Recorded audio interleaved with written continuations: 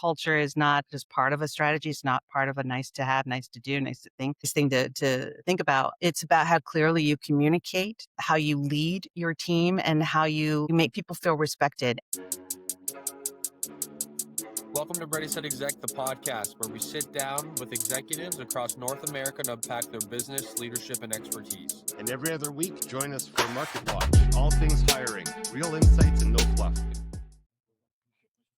Hey everyone, I'm here with Ingrid Hobbs, culture strategist and employee experience leader with a deep background helping global CPG organizations and consumer brands build workplaces where cultures and people operate with clarity and confidence. She blends insight, storytelling, and video to create strategies that leaders can use and employees can feel. Known for trust building and simplifying the complex, Ingrid brings energy and attention to the work of building strong cultures. Nice to have you on today, Ingrid. Thanks for having me, John. I'm excited about Ready Set Exec. Well, thanks for coming on. We were, talking quite a bit before, and I think one of the preambles was about just culture, and the politicization of workplaces lately has really created where, unless you're a certain ideology, you can get pushed out of your employer. Things have become very partisan now, which in a workplace I think is detrimental to culture, isn't it? Absolutely. And if I were to have a client who's going down that path, I would definitely recommend that they stay away from that as a way to attract or even recruit or sorry, to screen out people. I feel that it's nobody's business in the business environment what you're talking about at your kitchen table, what your religion is, what your politics are, who you love, that kind of thing. So I feel like if we stay away from topics that we talk about at the kitchen table, it's a safe way to go about managing your hiring and your promotional strategy. Yeah. So, I mean, I get that. I guess it's kind of tough though when there's so much pressure. Like we saw the pressure, I think, in some companies on Netflix and Disney, where at first they didn't want to get political. You could see the leadership not wanting to get involved, but then either internal pressures, the media, their employees, they start to kind of push of like, oh, you have to say something. You're this company. You're so well known. Or what do you do with that kind of external pressure that's coming onto the organization to take a stand on certain things? And do you just ignore it? Do you, from a strategy, how do you deal with that? Because I think obviously it's difficult, right? You're caught between a rock and a hard place sometimes. Yeah, we're such a transparent social society now, and people, especially the younger generations, are expecting companies to stand for something or to be on one side of the fence or another. Yeah. I feel that it is something, I mean, companies do have to decide what's right for them. There Yeah. are companies that are very conservative leaning and they make a stand for what's right for them and their consumers. There's also companies that don't want to make that stand, and companies who are to the left who are a little bit more liberal and open to all.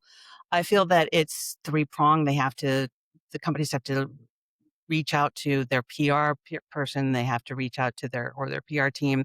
They have to collaborate with people like me, culture strategists or employee experience strategists. They have to reach out to their teams. They have to really get a sense of who they are and understand what's important to them as a company first. I think going out and making a public statement about who you are really limits your consumers. People are very prone to boycotting these days. Look at, there's a man here in the US named Robbie Starbuck who is very conservative, and he gathers groups of people to boycott companies that he doesn't agree with. I come from the liquor company, at least for the last 16 years, of the spirits industry. And there were many companies like Jack Daniels who were really penalized because of where they were putting their marketing dollars. They were supporting some pride events. They were supporting some LGBTQ forward events, and they were penalized due to that targeting from that individual. Yeah, I guess it's difficult because you want to stay out of the arena because it can be very dangerous. In some cases, it pays off. I mean, depending on the stand you take and so on. In other cases, it can really be a detriment to your brand. So it's like navigating a minefield lately in terms of the pushback, right? And we've seen that like whenever there's been, let's say, an issue, it becomes a whole media cycle. Like I can almost name off the top of my head 5 media cycles, right? Cracker Barrel, Sydney Sweeney, Bud Light. Like you just remember the news cycles that happened. It was a hoopla for a week or two. And I mean, I don't know, looking back, I'd love to see the metrics on how each of these incidents, how it affected the long-term viability of the brand and revenue. In some cases, like Sydney Sweeney, I think that ad actually made them money, right, with a certain group and so on, but maybe they've lost some other customers. I'd love to see the actual rating on the wall. Like, does it make sense overall when you look at each of these cases?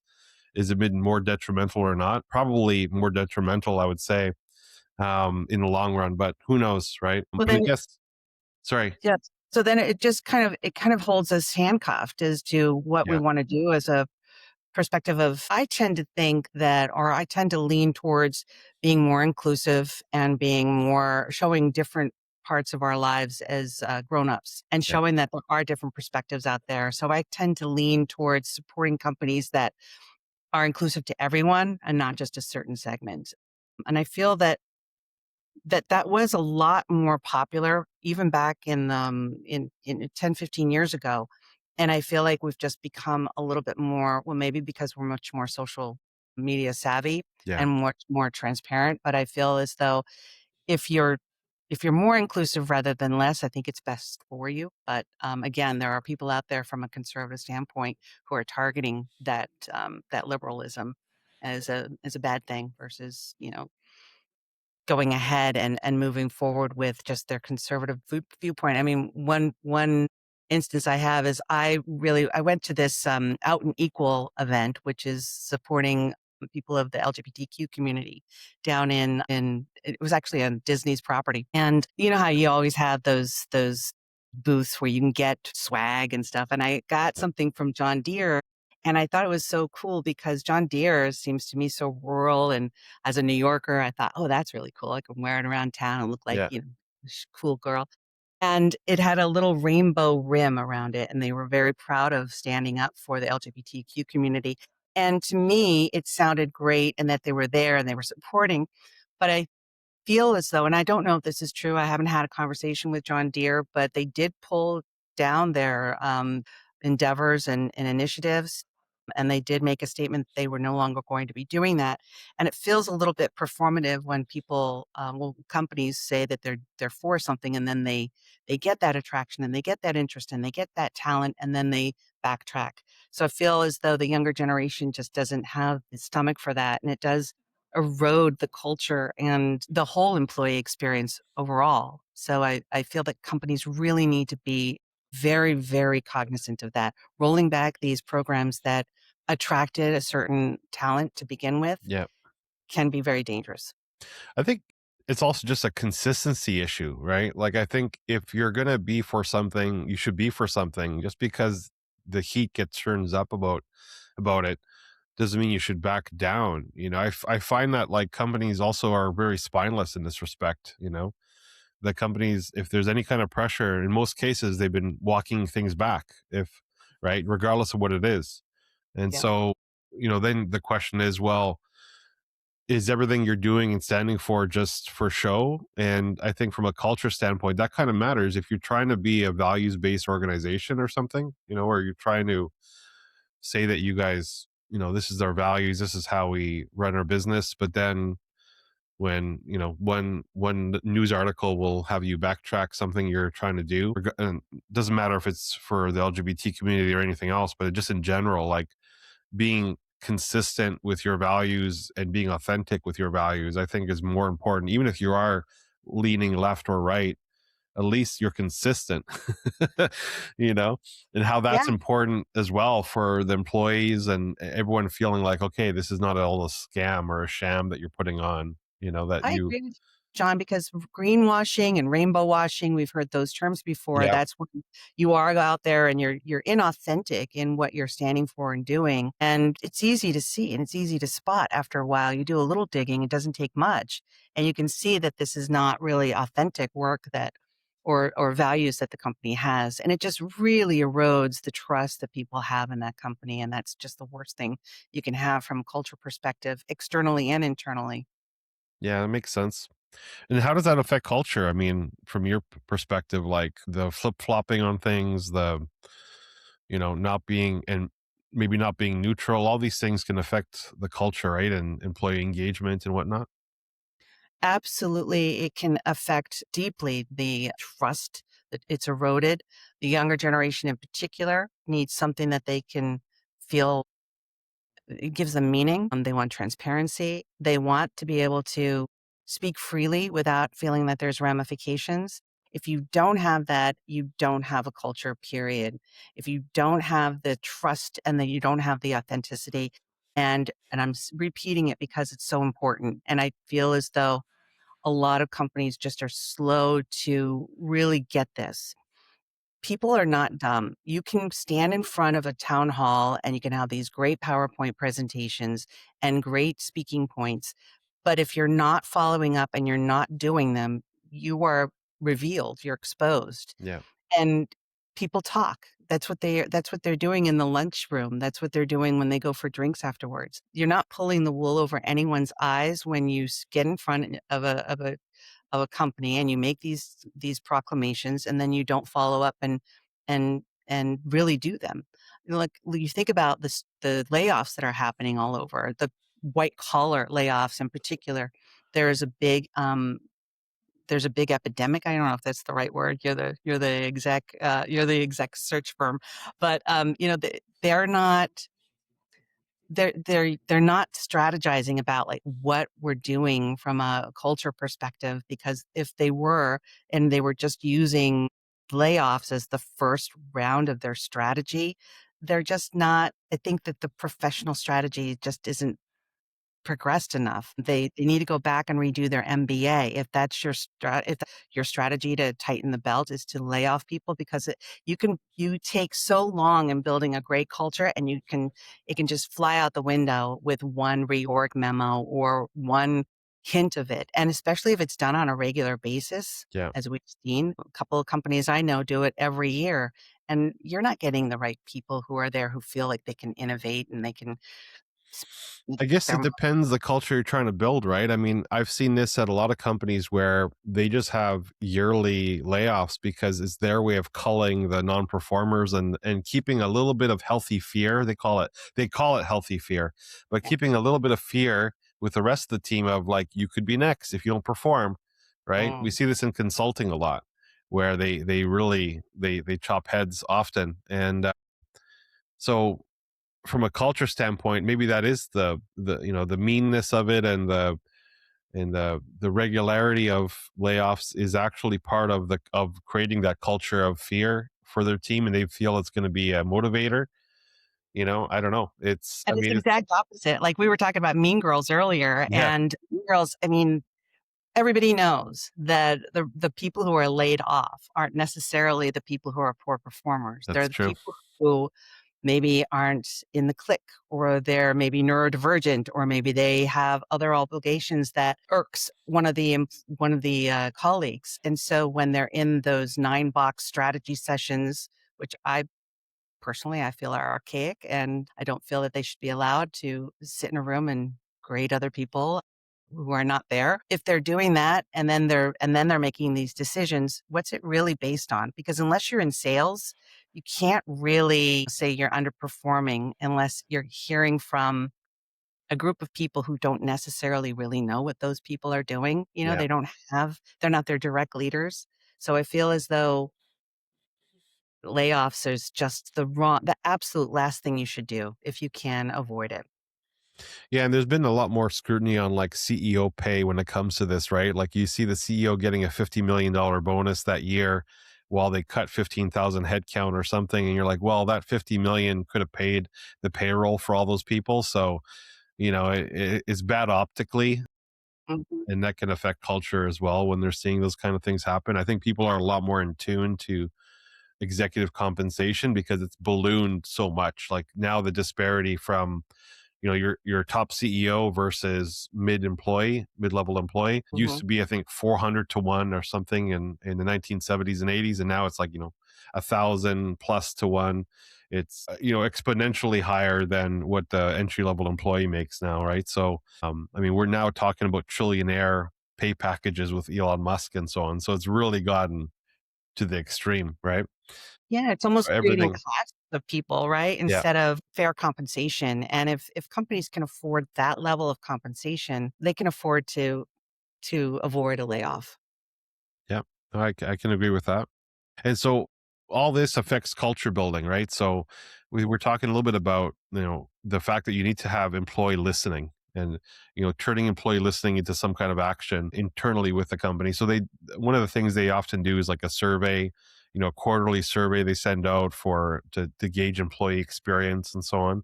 But what are some Mhm. other things you can do to build culture through employee listening and helping that feedback loop happen with your employees? There's 2 things that I recommend on a regular basis. I came up with 2 strategies for clients and for past employers. One of them is I call a bigger table. I evolved it from on the table because I wanted to have everybody come and put their discussion on the table.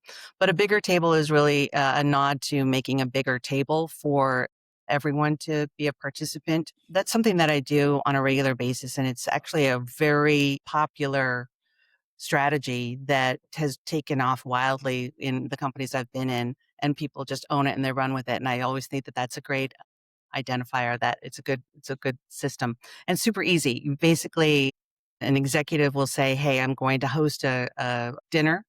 It's open to 10 people, first come, first serve. Doesn't matter where you're from or what you do in the company." And she or he takes out 10 people from different parts of the company and has a real nice discussion with them, has a conversation over drinks and dinner, and really has that cone of silence where everything is okay to say. It's all right to discuss things. That doesn't happen unless you start to really build that trust factor. But that's one of the ways you can start to build it, is having that, what is it called? The authentic, yeah, you can access to power, right? Yeah. How many people who can just go to a dinner and they may be a line worker in the factory, and then they get to go and have dinner with an executive, and then they get to talk to them about some of the ideas they might have. The executive learns, the line worker learns, they connect, they can say hello to each other and in different settings in the company.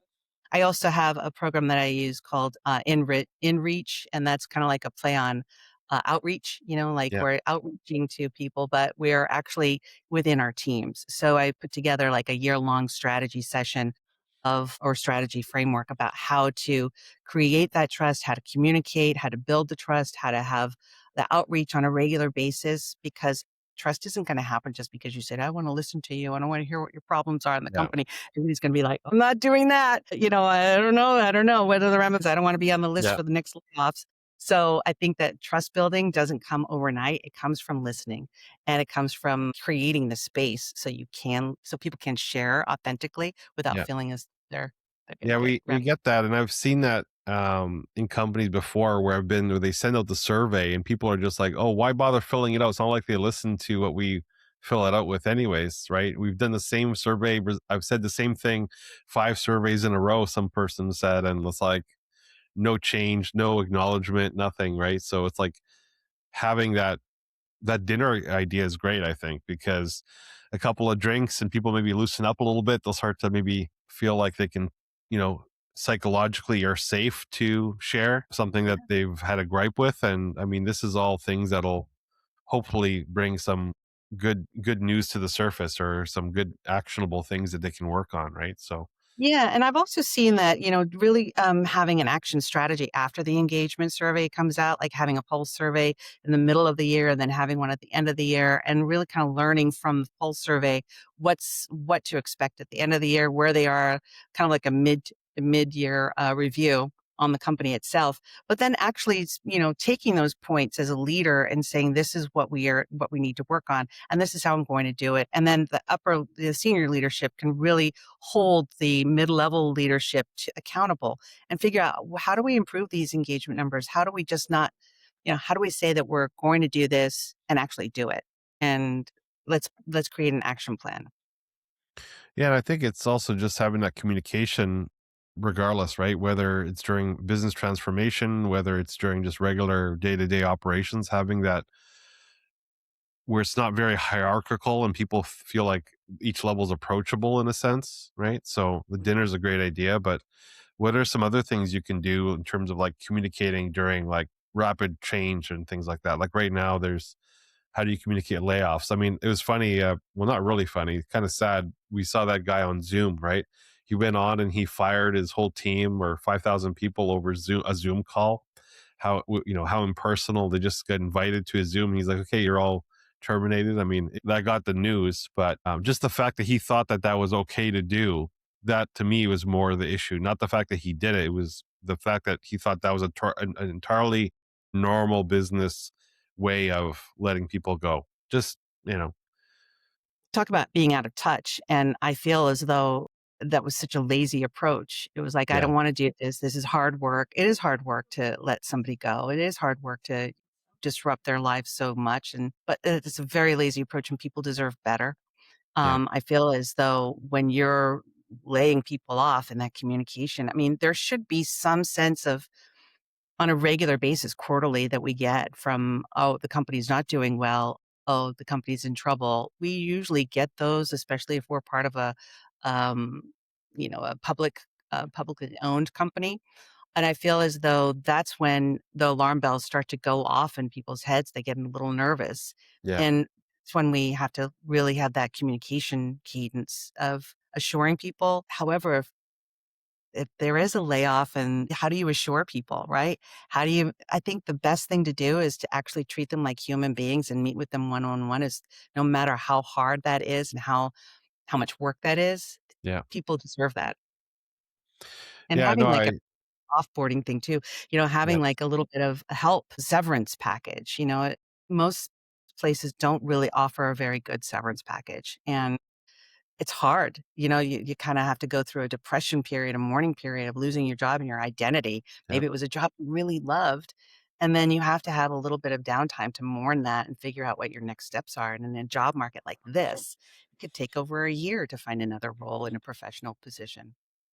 Yeah, and I think it's often overlooked that like your offboarding is also part of the culture that you have.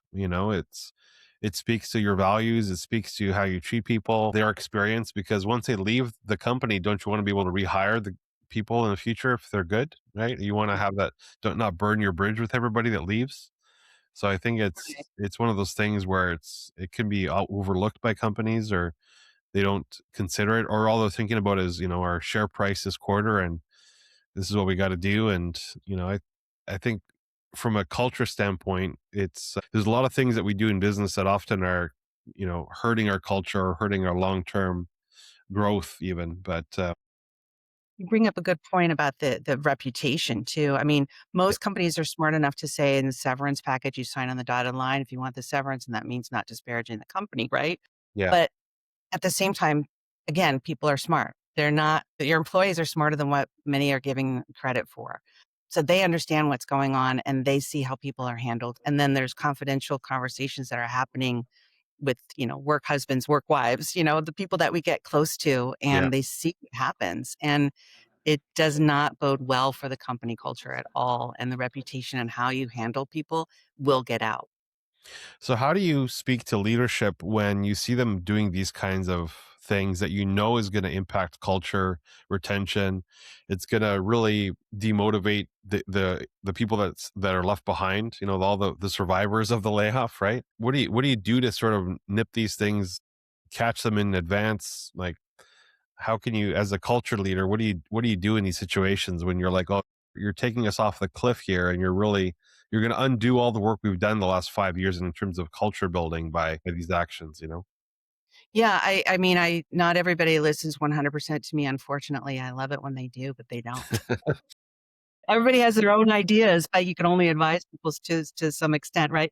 I feel that, the more I impress, the culture is the strategy. Culture is not just part of a strategy. It's not part of a nice to have, nice to do, nice to think, nice thing to think about. It's about how clearly you communicate, how you lead your team, and how you You make people feel respected. And if you're not making people feel respected, you will not have the culture that you want, and you will not have the talent that you're trying to seek. And if you don't have the talent that you want, you're not going to be in an innovative company. You're not going to be in the fast companies, most innovative companies. You're not going to be able to attract those big stars to your company, or you're not even going to be able to retain the people who are growing in your company. The younger people who want a career with your company, who want to find a place. So I feel as though if companies are serious about creating a great culture, they have to start from having that as being part of their strategy, or being the strategy, because that is ultimately what will make them a great company. Yeah, no, totally makes sense. And so Mm. what would you say about the whole thing with remote work, right? Because we often hear the counter argument that, oh, you can't have a good culture remotely, you're not going to have innovation. We need people back in the office. There's definitely been a pretty concerted effort to reverse the gains, let's say, employees had with remote work over COVID. And not to say that every job should be remote. I think some jobs should be in person and some need to be remote and so on. But how do you build culture remotely? You know?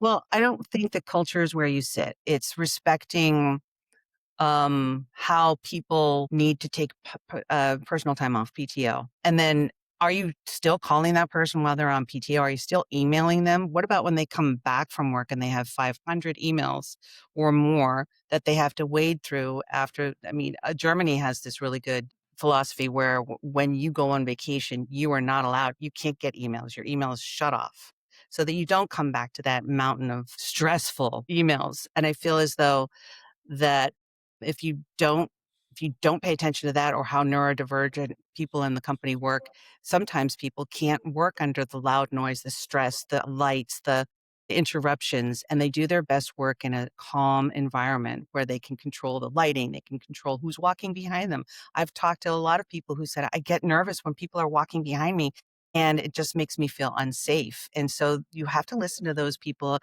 you want the best workforce, if you want the best talent, that talent doesn't come in a cookie cutter shape. It comes in many, many different sizes and ways of thinking and ways of creating and building.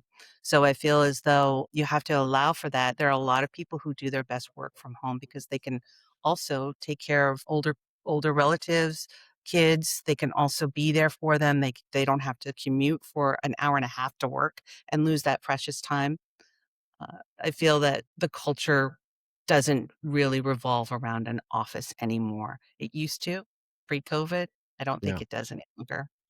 No, and I get that from every employee is different and their needs are different, and I can speak to myself, for example, with three kids, dropping off and pickups is definitely hard. If I had to commute to an office, it would be very, very difficult to do everything I need to do. So I've been remote as long as I have been able to work the last little bit here. But from a culture building standpoint, how do you build a culture when people are remote, they're in different time zones, they're all over, let's say all over the US, and you're trying to build a remote culture?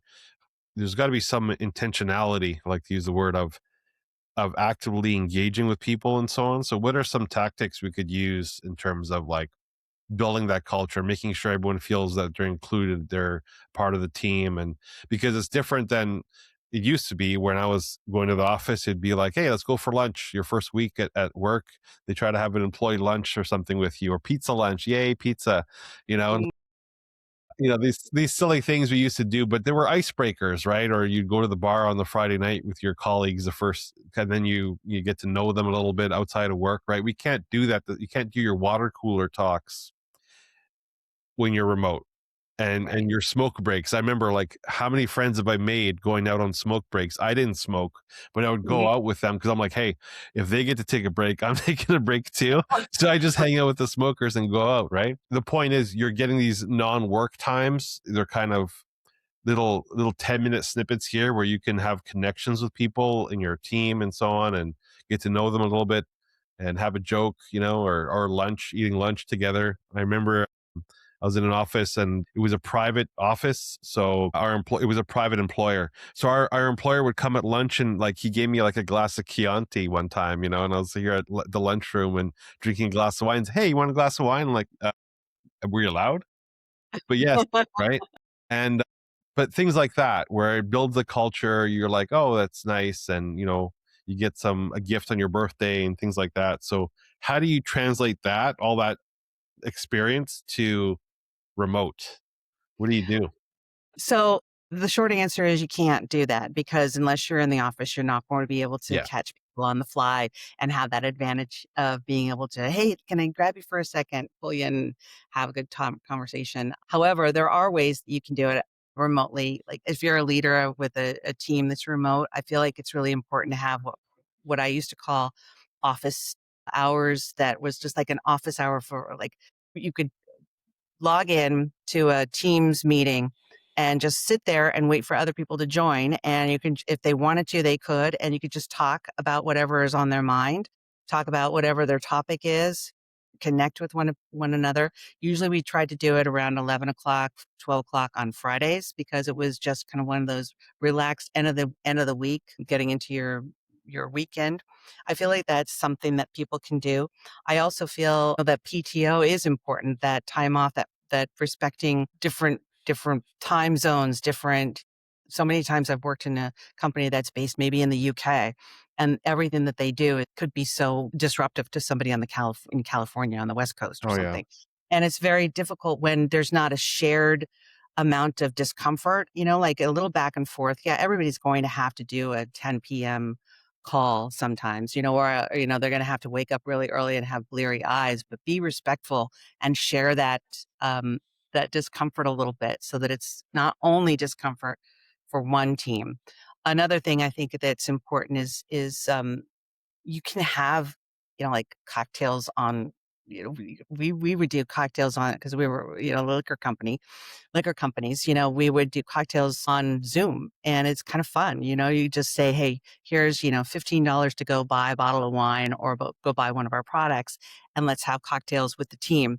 And, people can show up or they don't have to. And I feel that just having those options to connect remotely is important. And then also, I don't know if you've seen that thing where I think it's a commercial where the remote team comes into the office and they're like movie stars, like, oh my God, it's John. Oh my God, it's so cute. But that's kind of it kind of feels like it. I think remote people should make an effort to come into the office and connect a little bit more Yeah. with people in real life.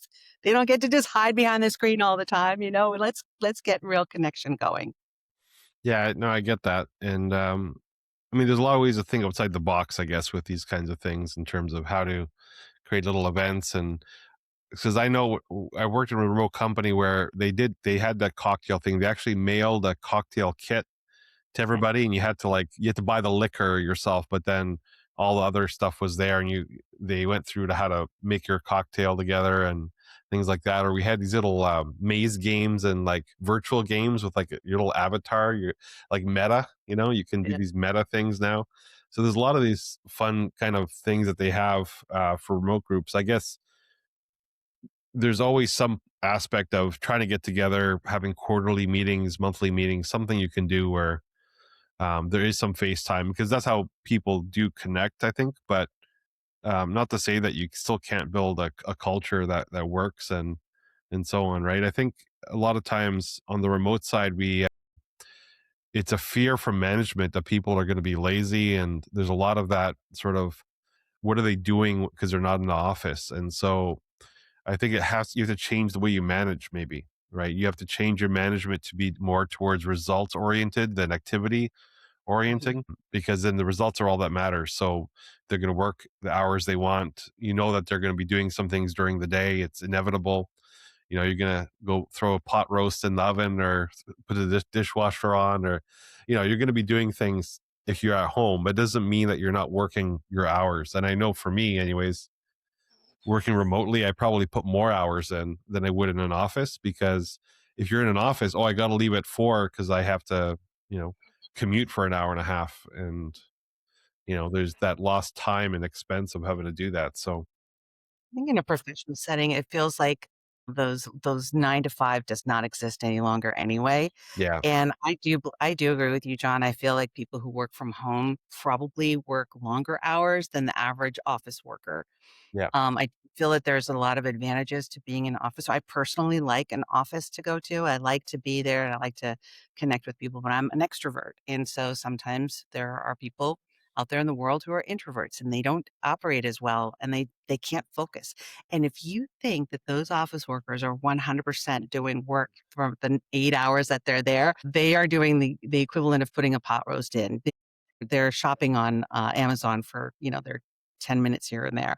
They're not all you can't. I mean, the human brain, the adult human brain can't work for 8 hours nonstop without getting up and having a break or having a cup of Yeah. coffee or chatting with your friend. Yeah, I mean, I've definitely been in some office cultures where there was a lot of socialization going on, just a lot of, meetings to have a meeting, right? Where they're just chatting about stuff. And I'm like, is there like a reason for this, right? Or why are we in another meeting again? It's just, I've definitely seen that too. So I think Totally.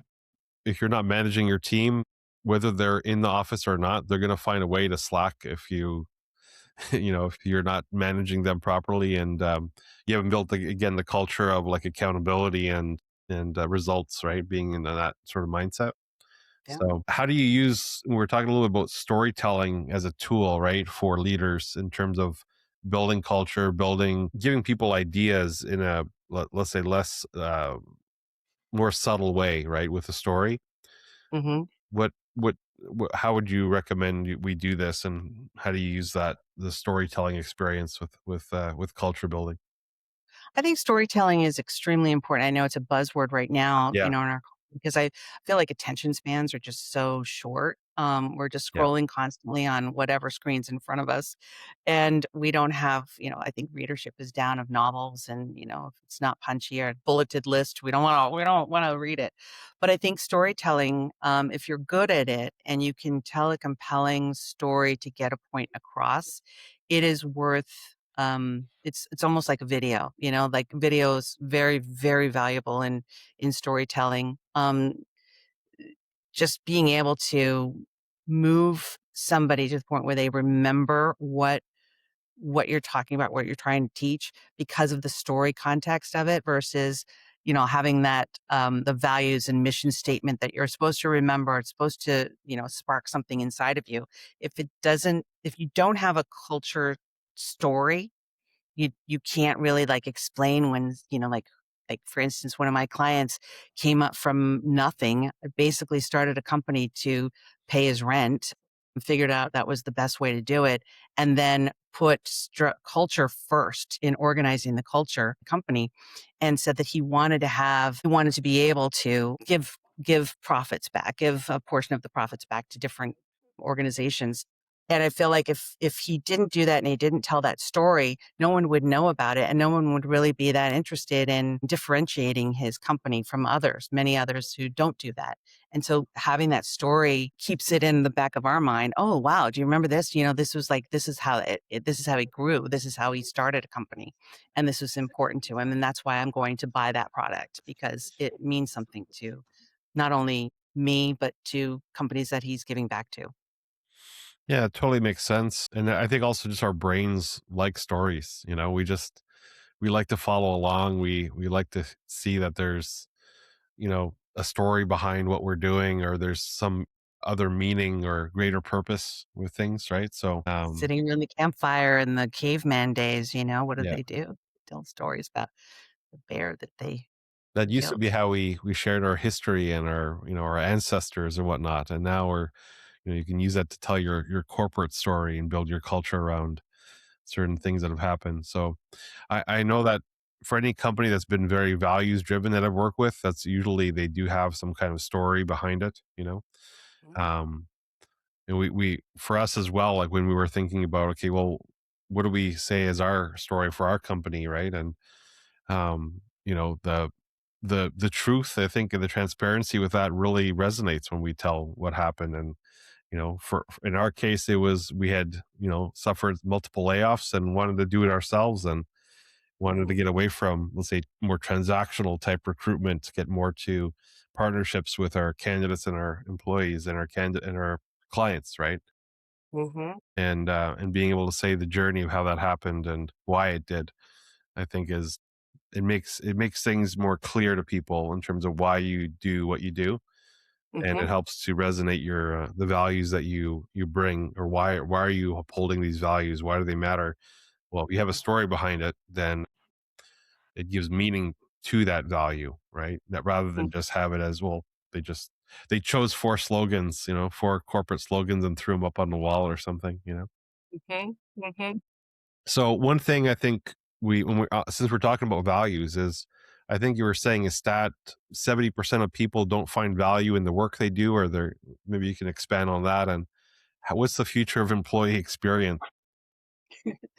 Yeah, so we usually typically start our professional career at 22 or so, and we usually retire around 65. So that's 40 years of a career if we're lucky. Although, unfortunately, ageism is rearing its ugly head these days. And a lot of people over 50 are finding it hard to keep employment or find a new role, because a lot of companies are thinking about the fresh ideas from the younger generation are more valuable than the deep experience of the older generations. And it's unfortunate because we have that industrial knowledge that is so valuable to making sure that companies, don't fall into pitfalls that we've done before. We remember what to do and what not to do. But I feel Yeah. like the 160 months that 40 years is, so that 40-year career needs to be meaningful and needs to have a little joy. From my client, Amy Lucan over at Tito's Handmade Vodka, she is the chief joyologist, and she has done a lot of research, and she did come up with that stat that 70% of the workforce do not find meaning or joy in their work. And that's really a travesty. And how do we change that? How do we become different thinkers and differentiate the way that we're doing things as companies, as leaders in companies? Do we all go to, I think I've talked to you about this a couple times, John, like, do we all go to the same schools? Like, there's 10 schools that are valuable to us, and the MBAs from those schools, are we all just coming out in this as the same people, the same mindset, the same values, the same ways to do business? And can't we humanize it a little bit more? Isn't it time to evolve into that work experience model? Yeah. You know, you ask about work experience and what are we doing? What's the future of it? I have a real deep education in diversity, equity, and inclusion. And, after a couple of years in that, I realized that this is just a small portion of the employee experience. We need to expand it and evolve it and really make it so that it's inclusive of everyone, not just certain segments of our population. And so I feel that is what the future of the employee experience is. It is about making sure that we all feel like we're included, that we are valuable, that we have potential. There are so many things that leaders say, and listen to me, I'm using the word leaders because I really think that the word leader is overused. And it's a way for companies and for HR primarily to weed out other people that are not worthy because they're not leaders. And I'm doing air quotes, but you can't see it. They're not leaders. So they miss out on opportunities to grow. And the company misses out on those opportunities of those people who were not given those chances to shine. And I feel that the leadership is not it's not a title, right? It's about how you work. And so I think a lot of people are overlooking the leaders. And I feel that that's a watch out I'd like to bring up to your listeners. Look past what you feel is leadership, whether it's director and above or whether it's below. Look at the middle management, look at the lower level employees and really start to see what their leadership capabilities are. Look at the executive assistant. You think that that person's not a leader? She's the person or he's the person who is wrangling most of the execs into doing what they need to do. And they're managing a lot of people. So I feel like the term leadership needs to expand, and from the employee experience perspective, that can really help to create this energy of growth and this culture of growth. Yeah, I think You're right in terms of like the structure being a bit rigid for some companies. I think also there's a bit of bloat when it comes to that for bigger companies where they become very hierarchical. And I remember some of these companies I've dealt with that are, enterprise level, there's so many VPs that they have that everybody's a VP almost, right? So, like just some clarity in terms of the leadership, who's leading, uh, the fact that, yeah, you're right. You can have leaders that aren't giving an official title, but just by their action, people follow them and respect them. And those are the people maybe we have to recognize more Hmm. as a, like a lever in the company that they're making things happen and, but they don't have the title for it, you know? And do Yeah, they, and what opportunities are we giving them, right? yeah. Yeah, no, and there's often people that are overlooked. You're right, and it could be because they don't have the traditional view of what professional leadership is. Right? They may not be a good speaker. There may be some certain things that people will overlook them as a potential promotion. Right? But they uh, they can they can contribute in other ways maybe that are of value to the company. And but because we've structured things in a way that you have to have X, Y, and Z to be promoted. You need your MBA, for example, to be considered for an executive position. Things that are kind of almost like barriers to entry could affect your whole community and your culture and your company, right? So, some Even food the for English thought, but language. Yeah, even the English language is a barrier. You might have really great potential across the globe, but they don't have really perfect English. And I think us native English speakers are very impatient listening to someone speak who is really trying their best to speak business English. And it can be trying for them to also be in meetings if the English is the second language and we're speaking in jargon or we're speaking in, like I have a California accent. And I think I do. I don't know. I've lived in New York a little bit too long. Maybe maybe I have a New York accent. I'm not sure. But a California accent can sometimes sound like you have mashed potatoes in your mouth. You're not very clear as a speaker. And so I feel like people turn off when, and they don't, that hinders people's growth who are not necessarily native English speakers. so what do you do to create more joy for this 70% of the population doing work with no joy? I mean, that's sounds grueling, you know? What do It you does. It does sound grueling, right? Who wants that? I feel like if you go in and you're actually your authentic self and you have the space to be your authentic self at work, and again, that ties back to that culture, and you find things that are meaningful. Maybe it's about like, how many companies have those matching giving funds, finding a way to support someone's passion for helping homeless people or helping cancer victims and understanding that that's really important. I feel like that's a way of giving back and creating a little more joy that you can take the reins off and let it blossom into something really big that the company does annually. You can yeah. maybe make it as part of your sales prerogative and incorporate a giving back in a retail location. You can think out of the box. And I think once you can give your employees an opportunity to think out of the box a little bit, at William Grant and Sons, one of my companies I used to work for, they had one of the values was the losing the fear of failure. So they had a way that you could innovate on a regular basis. You could say, okay, I want to come to my boss with this idea and I'm not going to be fearful. I don't have to have that fear of them making a judgment, right? I don't know if that's true or not. I think we're all judge people, but just being able to say, this is an idea, I want it to be considered, Yeah. I think really helps people because they want to contribute. People want meaningful work. And I think it's just also crafting the job workflows and stuff in a way that's less repetitive and boring. And maybe with AI, we're going to get rid of a lot of these repetitive tasks that, can drag on where you're like, this is, it's like making the books or something or payroll. Now you can automate a lot of that stuff that's very just tedious, removing the tedium from our jobs and having it more strategic and more fun. The activities you're doing is probably a way to have a little more joy at work too, right? Because there's Yeah. definitely certain things in every job. There's certain things that you have to do that are like, you're like, oh, let's just get this over with. Expense reports comes to mind, number There you one. go. I mean, yeah, like, using AI to now take a photo of the expense, it'll categorize it and file it for you, and you just double check it. I mean, some things like that could be great because I remember entering receipts. Yeah.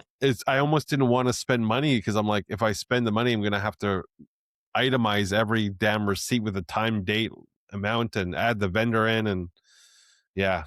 Yes, I know. And some people like that. Some people really enjoy the tedious stuff that many of us don't like. And those are jewels. And so I worry about the flip side of AI, taking away some of those roles, and I do worry about that because, the future is here and the future is changing us as we speak. And it's done at such a lightning fast pace that we need to be careful about how we're supporting our workforce in understanding what they can do, how they can use it, because you don't want people just to take AI and write your paper and write your communications. So there's no interaction between the human and the AI. I think if we frame AI as a starting point for idea or collaboration and framing up of real human ideas, I think that we'll do better. So I hope that. Well, we're all trying to figure that out right now, I guess, and that's a good ending point for this because who knows by the time this airs where we'll be with AI and the new technologies coming in, right? But I think people, in terms of people, though, we haven't changed. We may have new technology surrounding us, but I think the way we behave, the way we interact, the way we connect with one another, that's not changing. That's just static, and I think we have to keep that in mind, I guess, with all this new technology that we're bringing in, you know? Keep the humanity there and make sure that we're authentic and real and kind to one another. I think kindness is an overlooked trait that really makes the business more human. It sounds good. Well, I appreciate you having you on today. Thank you so much, John. A real pleasure, and I look forward to following you and the rest of your Ready Set Exec podcast. Thank you.